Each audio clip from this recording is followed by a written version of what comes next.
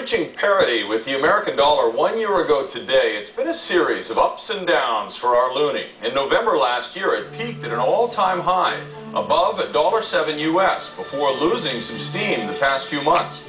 As Mike Armstrong explains, Canadian retailers and consumers have felt the impact of the dollar's bumpy ride.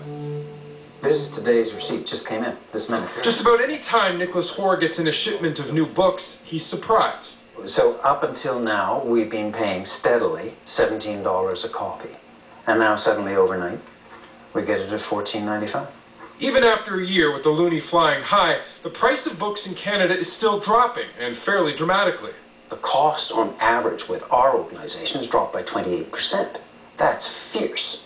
When the dollar first pushed to par last fall, it was a shock to the system, or a wake-up for the wallet. Suddenly, for the first time in more than 3 decades, Canadians were holding money worth the same as the American greenback. The problem was we were still paying a premium. At Nicholas Hoare's bookstores, well, at times, things were less than library-like. We had a stand-up, sit-down row in our Toronto store. Ottawa had its problems, and we've got, obviously, other cities to deal with. And the stories coming back to us were legion. But we weren't alone. This was a national phenomenon. Now, the price gap has gone down with books. It hovers around 7%, which many say is the added cost of doing business in Canada. But did the gap get smaller overall? Well, some industries were forced to react. Greeting card companies dropped the double pricing. Retail giant Walmart announced to great fanfare it was lowering the price on thousands of items. Some smaller stores had to follow suit. We've decided to basically offer the US prices on both the new releases and the trade paperbacks. Now, a year later, the gap is smaller, but not as small as some say it should be.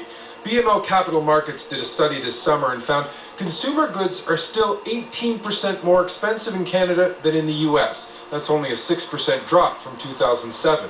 One industry had a particularly rough year. More Canadians are crossing the border to buy cars than ever before. This M3 BMW was going for about $10,000 less in the US. It's perfect for you.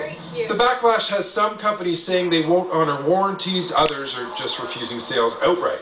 That's when I got the emails back from them saying that they cannot sell to a Canadian citizen a new car. At a certain time and point, I'll be honest with you, the difference was really big, you know? Rene DeFruscia runs a Subaru dealership in Montreal. He's lost sales to the US, but he says the prices are evening out and local customers get local service. He says there will always be a gap and that maybe it's just the price of doing business in Canada is the price of being Canadian.